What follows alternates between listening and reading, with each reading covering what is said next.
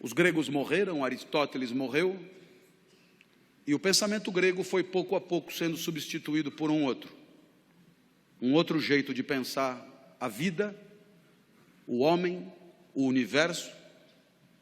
E esse outro jeito também tinha um grande líder, um grande mestre espiritual, chamado Jesus. Jesus nasceu em Nazaré, 350 anos depois de Aristóteles. Aristóteles, você sabe, era grego, estudou na academia de Platão. Jesus era judeu e se formou no judaísmo. Aristóteles tornou-se um subversivo na academia. Jesus tornou-se um subversivo no judaísmo. Jesus disse coisas que ninguém tinha dito antes. E Jesus, grande sábio que era, respondeu à nossa pergunta: o que a vida tem que ter para valer a pena? E a resposta de Jesus é impactante até hoje. Por mais que vivamos numa sociedade de cultura cristã, a resposta de Jesus, quando anunciada com clareza, produz extraordinário impacto nos espíritos de quem ouve. O filé mignon da vida, a vida que de fato vale a pena, é a vida assumidamente dedicada ao outro. Isso é absolutamente incrível, sobretudo para nós, acostumados a ouvir que o sucesso da nossa vida tem a ver com o nosso próprio ganho, com a nossa própria riqueza, com o nosso próprio conforto, com o nosso próprio poder. Jesus dirá mais ou menos o contrário. O filé mignon da vida, aquilo que fará de você um vivente feliz, é a entrega, é proporcionar, é alavancar, é permitir que o outro viva melhor do que viveria se você não existisse.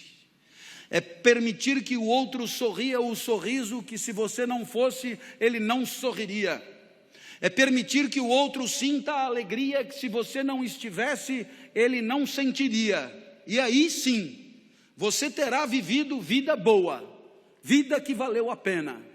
Lição de Jesus. Bem, os exemplos podem ir ao infinito. Basta que alguém que você ame fique doente, para que você gaste num único cheque tudo que tinha guardado para si. E aí você descobre rápido o que vale mesmo na hora de viver. A minha filha Natália é a mais nova dos meus filhos, tem 13 anos hoje. Quando tinha 4, foi acometida de gravíssima doença, rara no Ocidente. Síndrome de Kawasaki, um vírus letal. Funciona mais ou menos assim. Esse vírus só aparece em crianças de 4 a 6 anos. Esse vírus, se desincubar, mata a criança na hora. Mas tem uma vantagem. Se ele não desincubar por 2 anos, ele acaba morrendo. E a criança está definitivamente curada. 2 anos só. 2 anos esperando. Eu olhava para minha filha na UTI e eu me dizia: por que não troca? Eu fico no lugar. A vantagem é óbvia. Eu fico aqui e a criança fica livre disso. Como não estava dando certo, eu fiz proposta irrecusável. Pegue 20 crianças com isso. Ponha os 20 bichos em mim e liberte as 20 crianças. Agora a vantagem é mais do que óbvia. Não esqueça de pôr a minha filha no meio. Bem, pensando assim, eu aprendi coisas sobre mim. Coisas que eu não sabia. Eu aprendi que para mim a vida não era o bem de maior valor. Continuar vivo não era o mais importante. Porque se fosse o mais importante, eu não trocaria. Se fosse o mais importante, eu jamais faria aquela proposta. Então, naquele momento, eu aprendi que havia alguma coisa que valia mais do que continuar vivo. Eu aprendi, então, a maior lição de Jesus de Nazaré. A maior lição. O que mais vale na vida, o filé mignon da vida. Eu aprendi que o amor vale mais do que a própria vida. Por isso propunha a troca.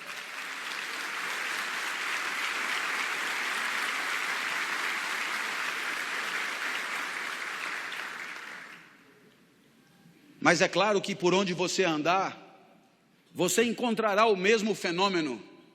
Pessoas desesperadas lutando para diminuir o sofrimento de quem sofre. Na Boate Kiss em Santa Maria, nos desmoronamentos em Petrópolis e Teresópolis, nos incêndios em São Paulo, pessoas completamente despreparadas se atiravam no perigo em nome da proteção da vida alheia. Você encontra isso por onde você andar.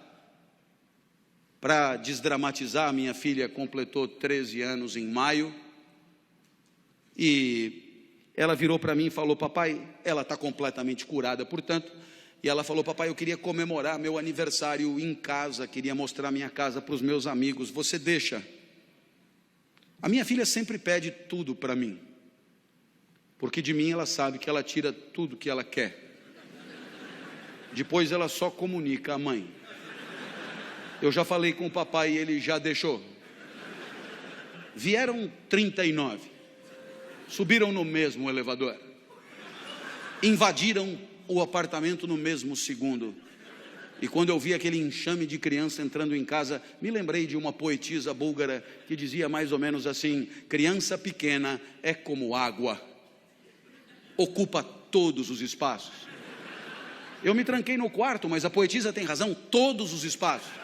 Papai, queremos brincar aí também. Minha filha, para onde você quer que eu vá? Você não gosta tanto da padaria? Vai para a padaria e espera lá, leva o celular que eu te aviso. E aí eu te pergunto, que espécie de idiota passaria 3 horas de sábado numa padaria, esperando que uma criança o autorize a voltar para sua própria casa? Esse idiota somos todos nós, não somos? Que um dia percebemos que o sorriso da criança amada vale qualquer padaria. Minha filha me autorizou a voltar, e quando eu cheguei em casa, porque ela é muito legal, ela virou para mim e disse: papai, muito obrigado por ter deixado, eu me diverti muito. Eu sou emotivo, rapidamente as lágrimas brotam, e ela continuou então inapelável: eu queria te dizer mais uma coisa, eu adoro ser sua filha. Nossa, eu para ouvir aquilo passaria uma semana na padaria. Eu acho que eu abriria uma padaria. Nesse momento você poderia imaginar que o exemplo de Jesus encontra abrigo em situações de afetos familiares, e você poderia imaginar que aqui é trabalho, evento profissional, competidores à flor da pele, com sangue no olho e faca nos dentes. A lição de Jesus não encontraria lugar aqui. Eu tendo a discordar. Há 30 anos, como professor universitário, me perguntam por que escolhi essa profissão. E eu costumo brincar dizendo que Jesus explica. Porque se a vida boa é a vida dedicada aos outros, se o filé mignon da vida é a vida onde cada jaula e cada caloria é destinada a alegrar quem está na frente, se a vida boa é a vida em que o outro e o seu desabrochar são o maior valor, admita que a minha profissão é imbatível. Tudo é pelo aluno, é para o aluno, é em função do aluno. É o aluno que aprende, é o aluno que se forma, é o aluno que se capacita, é o aluno que se prepara, é o aluno que se posiciona no mercado, é o aluno que volta para você depois que está trabalhando para continuar estudando. Tudo é por ele, cada aula preparada, cada livro escrito, cada ensinamento dado é para que ele possa pensar melhor e viver melhor. Nada volta, nem salário tem. É evidente que é pelo aluno. Mas eu falo do professor a título de exemplo. Todas as demais profissões podem ser assim. Quando o médico volta para casa à tarde e às 4 da manhã é acordado, ao se levantar, ele talvez ganhe mais do que o professor, mas não é por causa disso que ele levanta. Nem ele, nem o dentista, nem o advogado, nem o psicólogo, nem ninguém. E aí eu costumo dizer, disse até uma vez num evento de mídia que depois na internet atravessou o país, que trabalhar é quebrar o galho de alguém. Trabalhar é quebrar o galho de alguém com conhecimento de causa. Trabalhar é quebrar o galho de alguém com formação. Trabalhar é quebrar o galho de alguém com método, com expertise, com protocolo. Mas trabalhar é, antes de tudo, quebrar o galho de alguém. Feliz daquele que consegue enxergar na alegria do outro o resultado das suas ações, do seu investimento, da sua dedicação e do seu empenho. E é evidente que alguém como você, que trabalha com um valor maior de felicidade, que é a segurança, é evidente que alguém como você tem claro no seu espírito que se você se empenha por progredir, por ampliar seus negócios, por servir ao maior número de pessoas, muito antes do que pensar no próprio enriquecimento, muito antes de pensar no próprio acúmulo de recursos, muito antes de pensar na própria fatia de mercado, muito antes de pensar em si, você sabe o quão bem você faz às pessoas que bateram a sua porta. Você sabe o quanto as pessoas confiaram em você para bater a sua porta. Você sabe o quanto as pessoas que não dominam o setor como você domina, confiaram em você para entregar a você a segurança daqueles que ela mais ama, seu maior tesouro, seu bem mais precioso. E você enxerga isso, entende a responsabilidade que é a sua, e sabe que a tua maior responsabilidade não está na simples ampliação dos teus negócios, mas está na proteção daqueles que acreditaram em você, na proteção daqueles que em situação de não defesa, de situação de insegurança, vieram bater a porta e confiaram nos serviços que oferecem. Portanto, você entende que só isso dará a você a dimensão do sentido do trabalho, o sorriso do outro, muitos outros, mas muitos outros, famílias inteiras, enorme quantidade de gente que sorri um pouco mais, por se sentir um pouco mais seguro. Aí está o sentido do seu trabalho.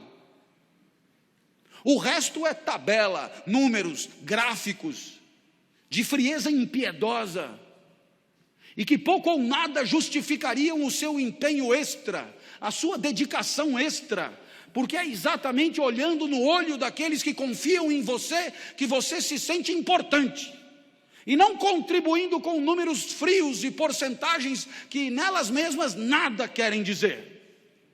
Essa é a lição de Jesus de Nazaré, até porque você um dia vai perceber que não precisa jantar 5 vezes na mesma noite, jante só 4, vai fazer bem para você, e você terá gente feliz do lado, gente que não ia comer, te fazendo companhia. Uma homenagem a Jesus, segundo o sábio do nosso encontro.